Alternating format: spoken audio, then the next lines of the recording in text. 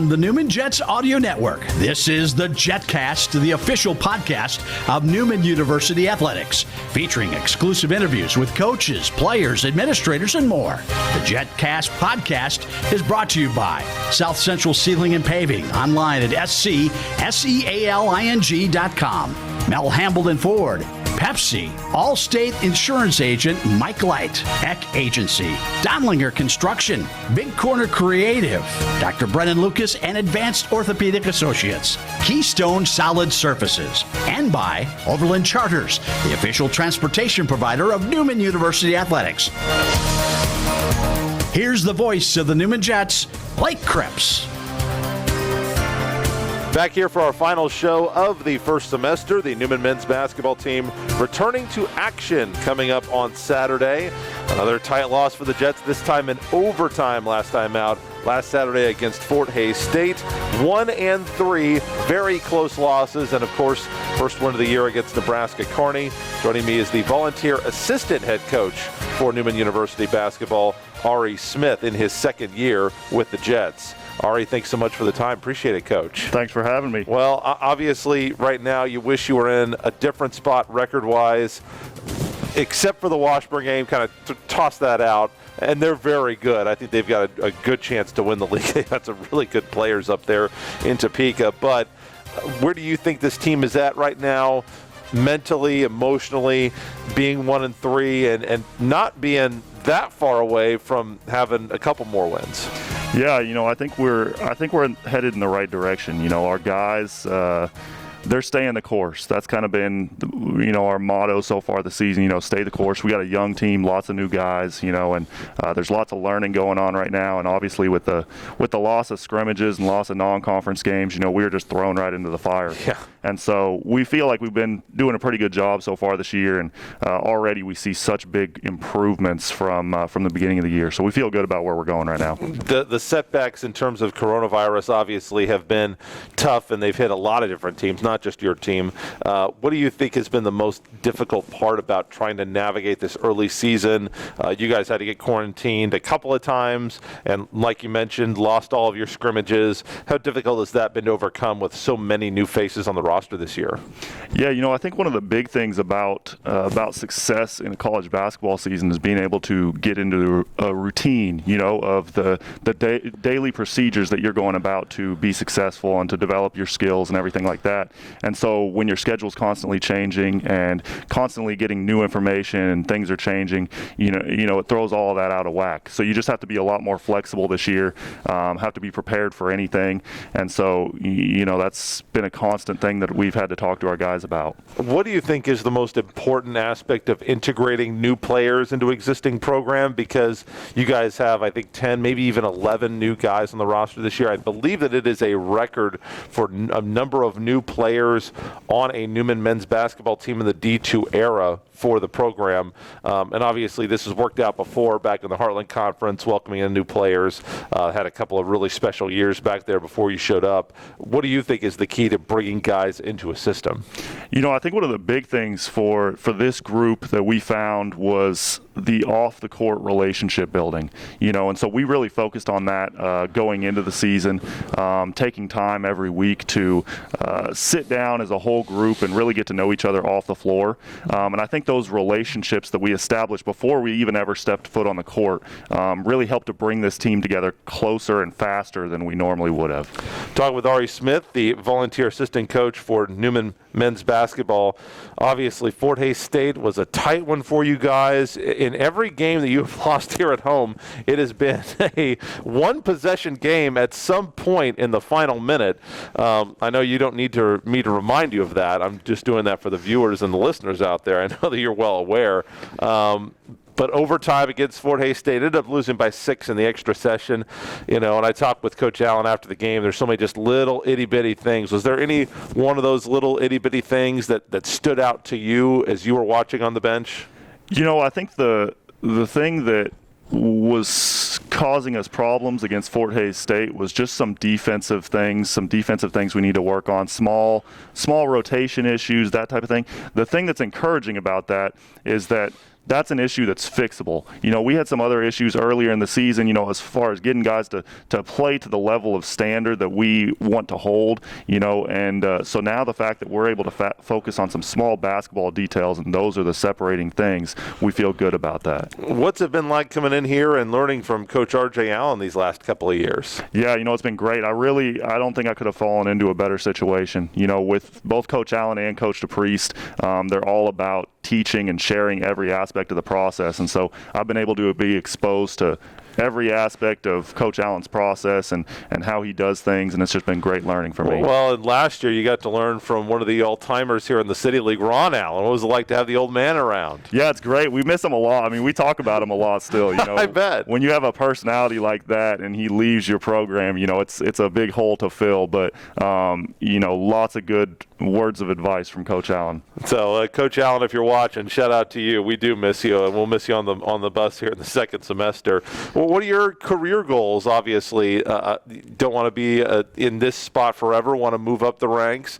What are your career aspirations? Do you want to be a director of ops, a head coach, assistant coach? What do you think is coaching something you're going to want to continue to pursue after the season? Yeah, absolutely. Coaching is my passion. I've already tried to have a normal 9-to-5 career, and it was not for me, So I've been coaching for quite a few years now, and really excited to continue my development.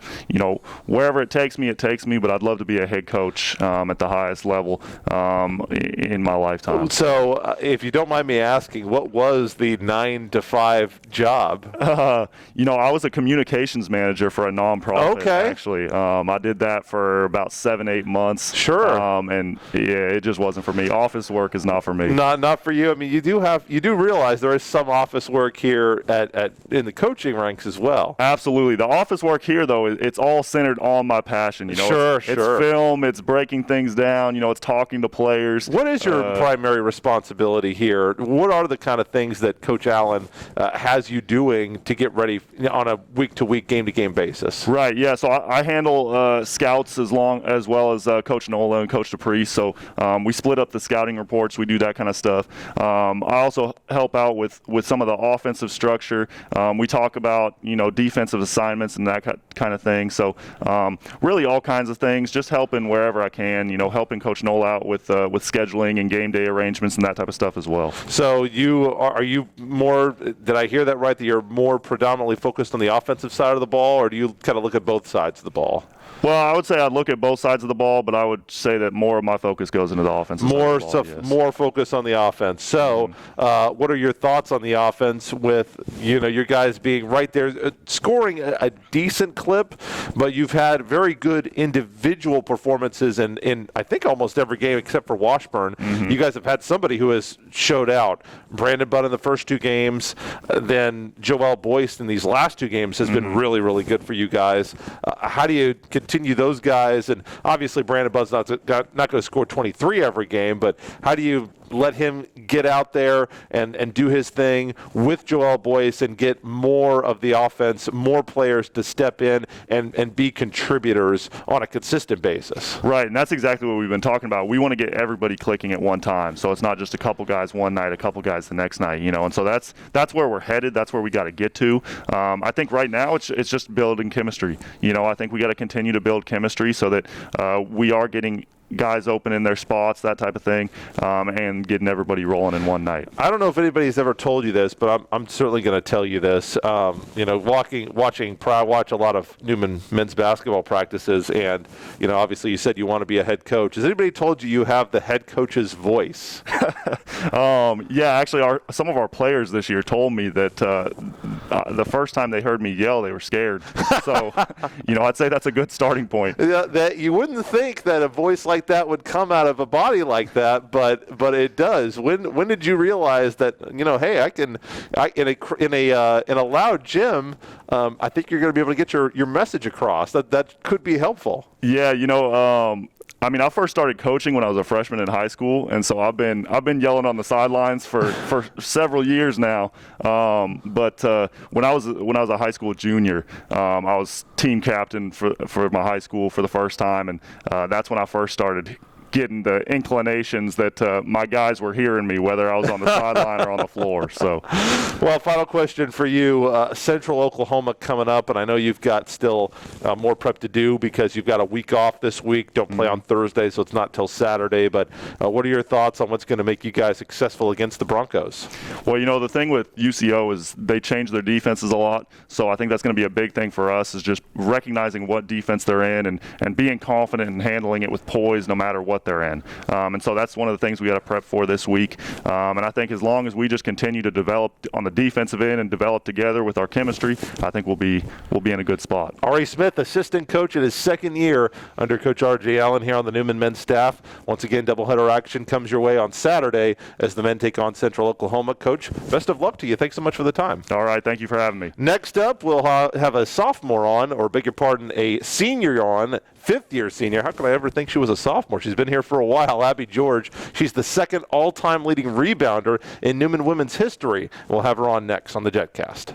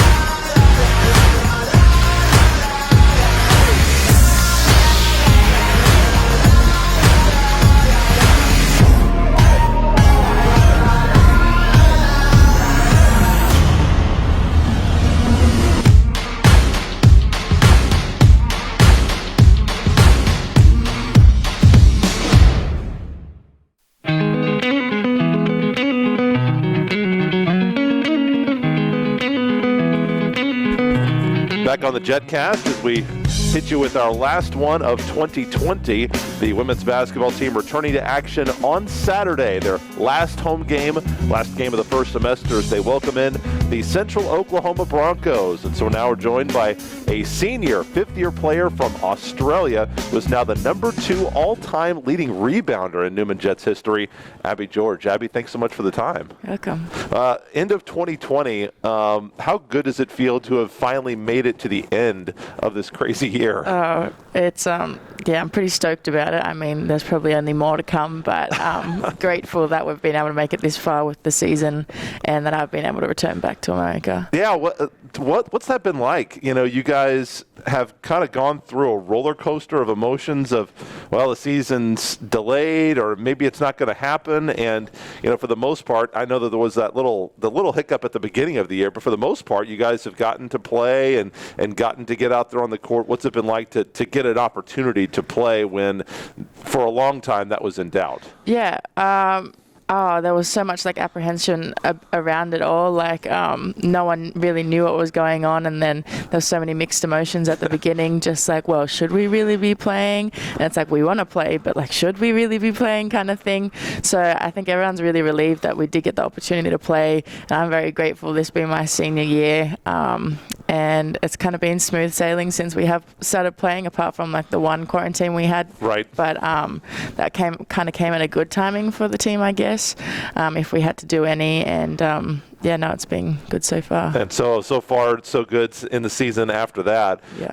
Obviously, with Fort Hays State, you take out that third quarter, you guys actually tied them in the game, but obviously you do have to play the full 40 minutes. So what did you guys learn in that game just about, making sure that you got to compete for the full 40 minutes, because you guys played very well in the first half, and in the fourth quarter you kept right there, but the third quarter I know didn't exactly go to plan.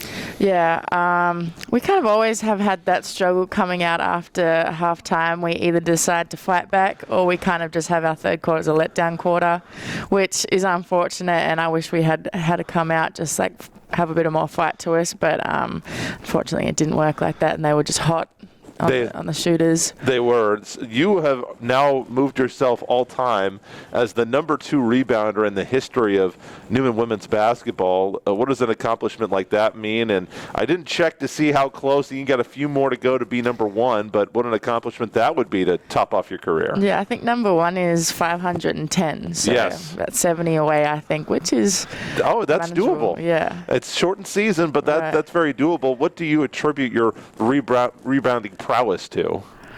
Well, I think it's kind of just a given. I'm surprised not more of my teammates are up there, to be honest.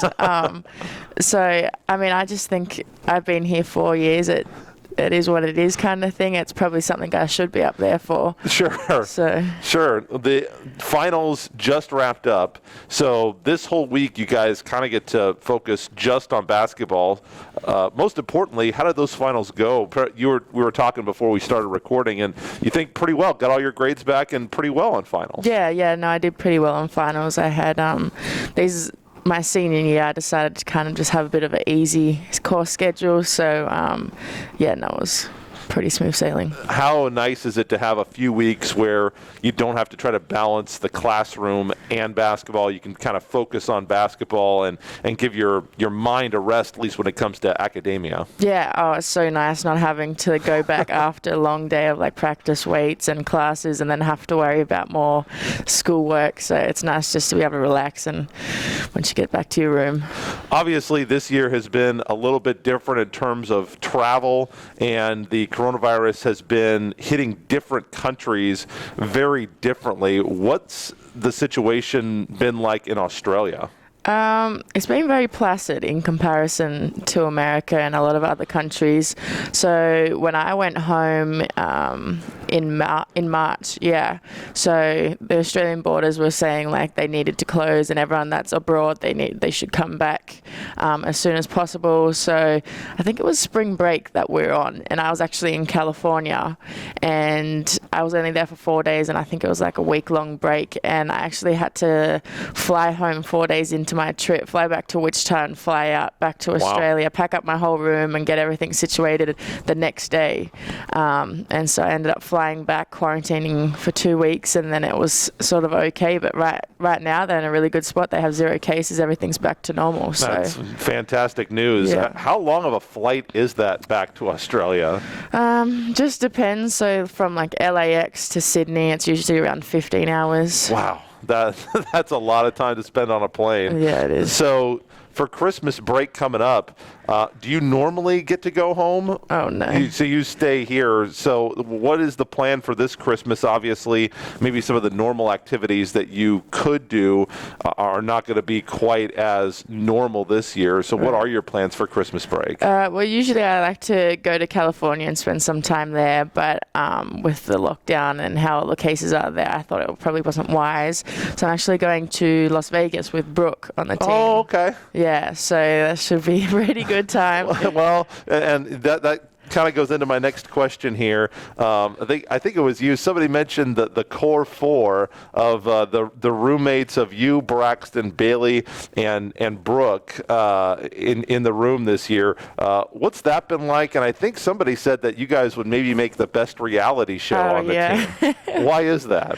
Well, I think just because there's 6 of us seniors this year, and we all kind of just clicked, and I couldn't even tell you why we relate so much, but we just get up to so much mischief in comparison to the last years. I think probably because it's our senior year and we're like, okay, let's just make the most out of it. Let's do everything we can. Well, and also in the this is all from Off the Radar, by the way, which is on the Newman Athletics YouTube. You were also voted on the team most stylish. Were you surprised at that? And what do you think makes you the most stylish on the team? I mean, I can't say I was really surprised because everyone knows I have the most clothes. I brought a lot of clothes over my freshman year, and so I just seem to keep accumulating them. Sure. And it's kind of getting a little bit out of control. So if anyone needs clothes, they just kind of come to my room. They're like, oh, just go to Abby's room to get something to wear. You don't have anything to wear? Go to Abby's room. What do I think about it? I kind of pride myself in how I look, There's there's nothing wrong with that. Right, and I look forward to kind of getting dressed up, so I would hope that kind of pays off. Sure. Yeah, in my business, you don't have to worry about style so much, so I can't really relate on that level. Someone who maybe can relate, though, is actually your student assistant coach, Maria Saldana, and she's got your question chain question. So for those of you who are on the stream, you'll get to watch that now. Out of your 10 years of being here, which year has been your favorite? So you have been here a long time. Yeah. What are your thoughts on that and your favorite year here? So it was rude, 10 years, not that long. I would probably have to say my freshman year or this year. It's been pretty fun. Why would you say freshman and this year? What makes these 2 years stand out? Are you talking about your redshirt freshman year or like the first year? I know you hated not playing when you first got here. Yeah. No, I'm talking about my redshirt freshman year. Okay. It was very frustrating, like not playing at all, but I think I enjoyed it so much just coming to America initially. It was just a huge thing for me, and just the whole process of getting to learn the new culture norms of America, the foods, new people, just adventuring. So that was always just like very new to me, and I enjoyed that time. And then this year, just probably because I'm older, have a lot more friends in Wichita, so there's just like a few more things to do. I mean, obviously with COVID it's restricted, but just in general, it's been a lot more fun, I would say. I know that you've got a lot of time to try to figure out what exactly you're going to do with your degree once you graduate. What do you think you're going to stay in America? Will you go home to Australia? Have you made up your mind yet? I haven't. Or go somewhere else, maybe. Yeah, I haven't fully made up my mind, and the whole COVID thing is kind of thrown a spanner in the works. Because I bet. I thought I had made up my mind, but with this extra year they've given us, it's very. Yeah, it's kind of got me thinking. Originally, I was going to do an OPT, which is kind of like a year extension of the student visa. Okay. And you can have a year here doing degree-related work. So I was planning on doing that because I did want to stay in America. I just think there's a few more opportunities for me over here at this current time.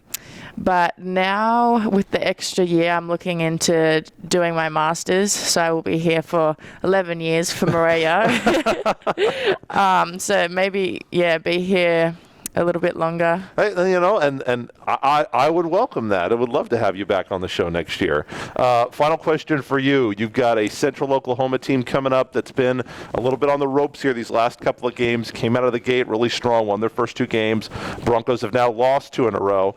You guys have done a really good job defensively this year in pretty much all your games. They had a bad quarter against Emporia State and not the performance against Fort Hays State. But other than those 2 games, you guys have really been locked down, especially in the post. You're going to be facing one of the premier post players in the entire conference. Kelsey Johnson coming in. Already's got, I think, 2 30-point games and averaging over 20. I think she's averaging 26 points a game coming into this week. So your thoughts about what you and the other post players need to do to try to keep Johnson at bay and hold her down. Obviously, she's going to be tough to shut her out, but you just want to make sure that she's inefficient in the post. How do you do that defensively? Right. Well, I'm sure Coach Spence will probably have a little method for us. I'm sure. Personally, I would probably just like to shut her down, kind of let everyone else figure something else out, and then if she gets the ball, probably just collapse on her, I'd say. Similar to the K-State game when we had that big 6'8" girl. Right, do something similar to that, honestly. Just, don't let her score. Once again, the doubleheader begins at 1:30 on Saturday, so we'll have the pregame show for you 1:15 here on the Newman Jets Audio Network. Abby, thank you so much, and good luck on Saturday. Thank you. Joanna Pryor, Athletic Director for Newman, will wrap up this semester of the Jetcast when we come back. Hi friends, Phil Nightingale, General Manager at Mount Hamilton Ford. Have you been thinking about a new SUV? Right now is a great time to buy a new Ford at the big corner of 119th and West Kellogg. EcoSport, Escape, Edge, Explorer, Expedition. Mount Hamilton Ford is sure to have the right vehicle to fit your size. And you know you can count on us with this great selection to find the right SUV at the best price to fit your budget. Check us out online or in person. Let us make your purchase easy with pickup and delivery right from your home or work. Mel Hamilton Ford. Experience the difference.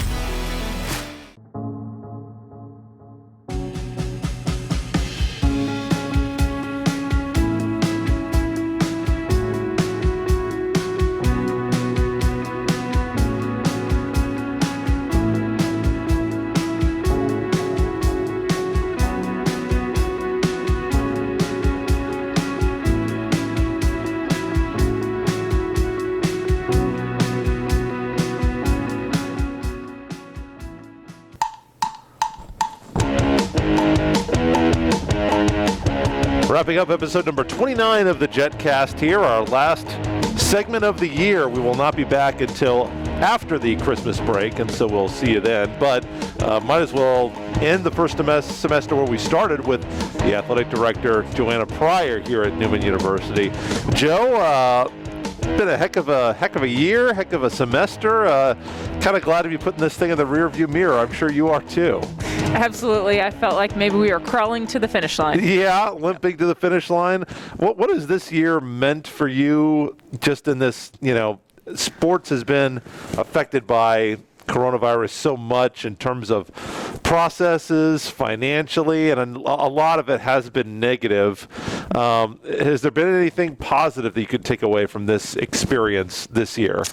There's some things I think that we've been able to change and do that are for the better, that we'll continue to do, and ways that we've engaged with coaches, with student athletes, with our alums, and, doing some things that we've done on social media that we might not have done, and ramped a lot of that up. So, there's some good, but not enough. Sometimes it's hard to get through the bad to see the good. What would you have told? This is a kind of a question chain from, you're going to get one, by the way. This is not it.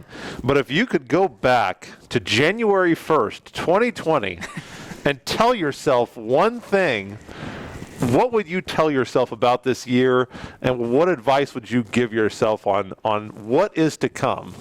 Boy, that's a good question. That's why I asked it. When I interviewed for this job, I said that, and maybe I set myself up for this. Yeah. But I said that I wanted to be here to help our coaches get through some tough times, not speaking to the coronavirus, but that I could be the person that could do that. Right. And so therefore the situation was set up for me. Yes. And I've been the one that's been here. You are wearing that now. Yeah. Yep. Well, here we are going into year 2 in the MIAA. How has that transition been going to the MIAA? I know you guys have had members about full membership status. Mm-hmm. Where is that process in, and has that timeline been changed at all because of coronavirus coming in and kind of wrecking with everything? Yeah, so we had our site visit in October, which was supposed to be in July. Wow. So it got pushed back. Just a little bit. Yeah, which was fine because starting school in August with that visit, if it would have been in July, would have been pretty crazy. But they came, there was an assessment team that came in October and met with a lot of different people on campus. I was in all of those meetings. And so the process right now is for them to put everything together and take it to the presidents in January. Okay. At that point, the presidents can vote to, one of three things, well, actually maybe 4 things. No membership, continued associate membership, full membership, possibly delay it. And the reason behind that would be we've not really gone through an entire season for spring sports. Right. And so there could be an option that they may push it back to next January or even potentially the summer, just to get us through an entire season of spring. Obviously, this season of spring is not supposed to be a real full season of spring, so it'll be interesting to see how that works out. Mm-hmm. How difficult has it been for you and your staff to manage the logistics of putting on events with so many more restrictions, so many more responsibilities in terms of having an extra basketball available, pulling the bleachers back, wiping off the chairs in between games, monitoring masks on people, media's upstairs. What kind of a challenge has that been like just to get these games played? I think the word of the year, as you were talking, is patience. Yeah. And so everybody wants answers. How are we going to do this? What are we going to do with this? And also knowing that it's fluid and things are going to change, and we might change the process. The way we do fans right now might look different after Christmas. And sure. It's been interesting. I think we have some good people here at Newman in athletics that have great ideas and ways to do things. Some of the things that they've come up with, I wouldn't have been able to come up with myself. Right. And, we've watched other schools online at their games and what they're doing. And we feel like we're really doing a good job of keeping the student athletes safe, keeping the fans safe, the workers, everybody. But it's a challenge. I mean, it is. And to also come across with the importance of why we're doing the things that we're doing. Sure. Men's and women's basketball, obviously the men with a big win, getting their first one of the year, and 3 very close losses, and the women with a couple of wins against Fort Hays State, just a 1 bad quarter. But what are your thoughts on what you've seen on the basketball court so far? I think it's just great to see people competing. Yeah, it is. And, I look forward to every game just to be able to be there and watch them. And I know they're happy to be out there and just excited to show what they've been working on. And I think you're going to see that in the spring, too, when they practiced all fall. Yeah. And not a game.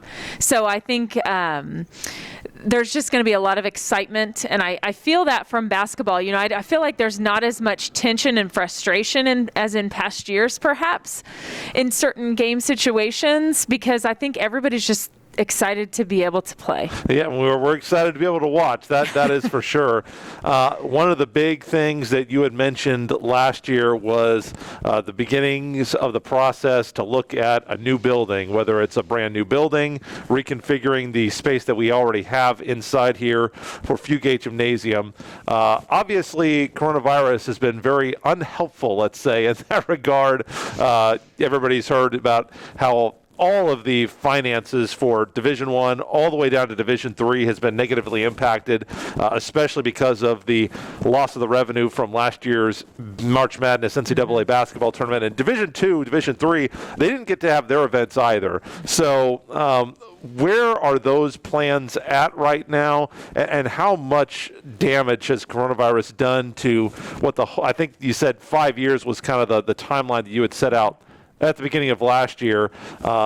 Obviously, adjustments might need to be made with everything that's going on in the world.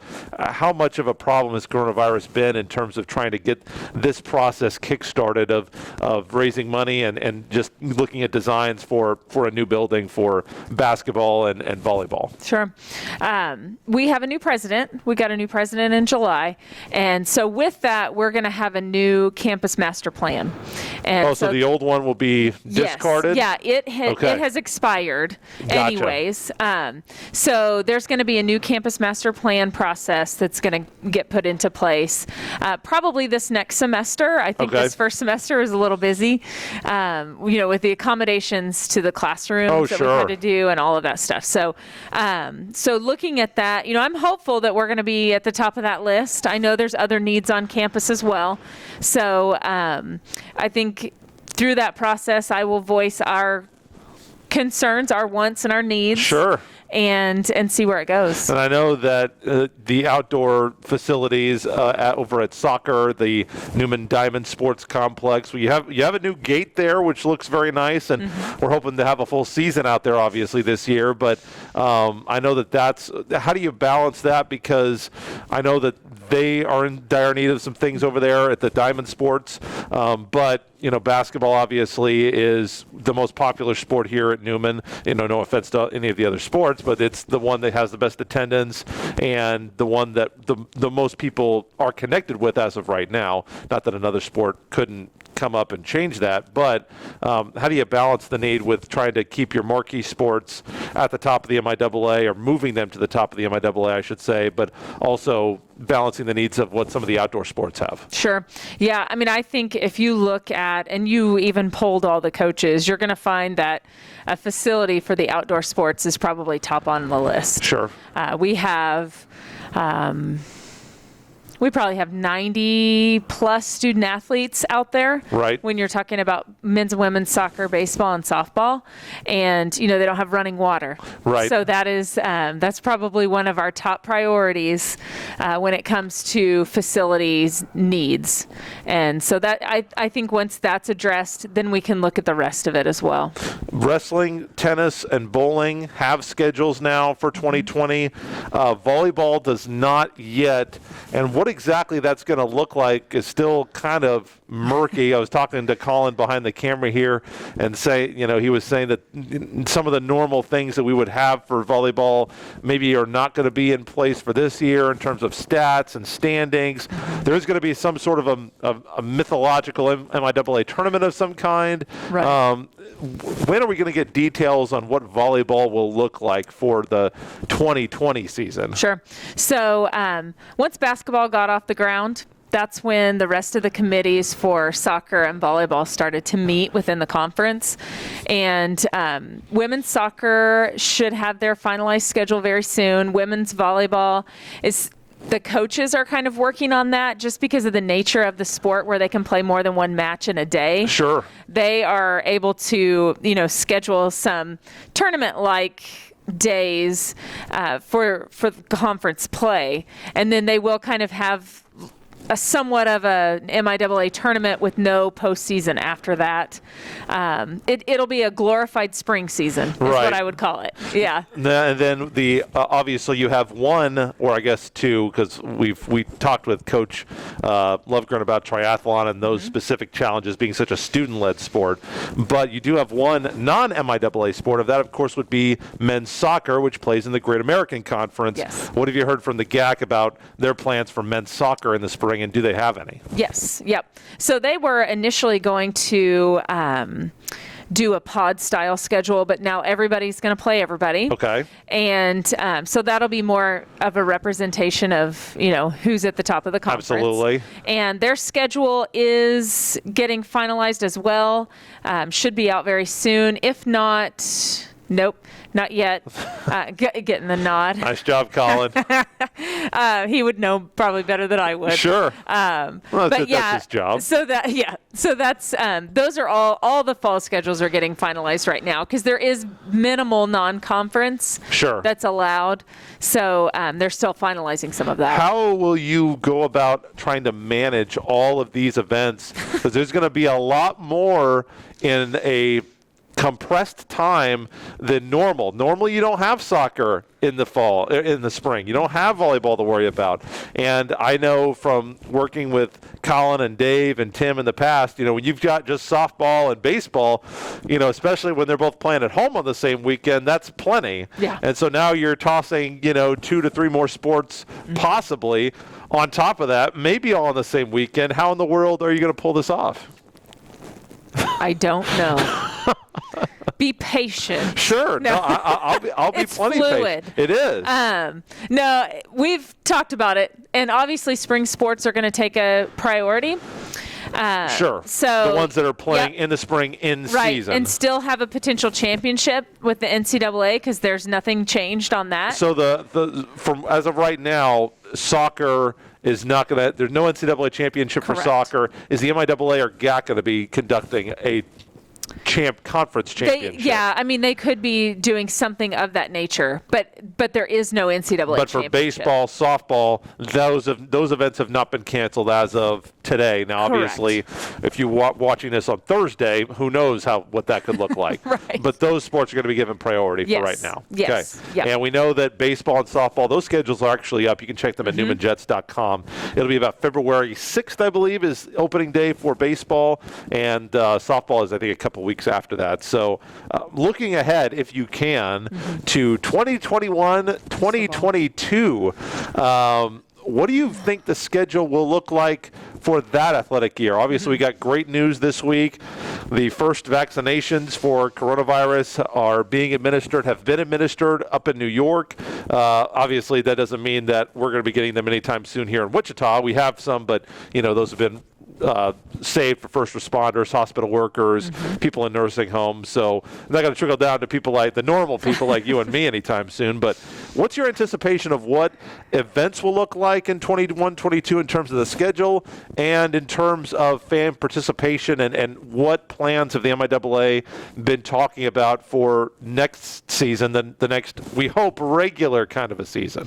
Well, it's hard to talk about 21-22 because I feel like there's still to talk about 2021. A lot, and we've asked about that. Yep. So, we're still trying to get through this year. Sure. I think if COVID's still lingering, I could see a similar year as far as limited competition. Okay. I think that fall sports would probably have a championship back. Okay. I don't think the fall would look the same. I think the fall would look very much like what we're doing right now with basketball and what we plan to do in the spring as well. So I think worst case scenario, I would see that.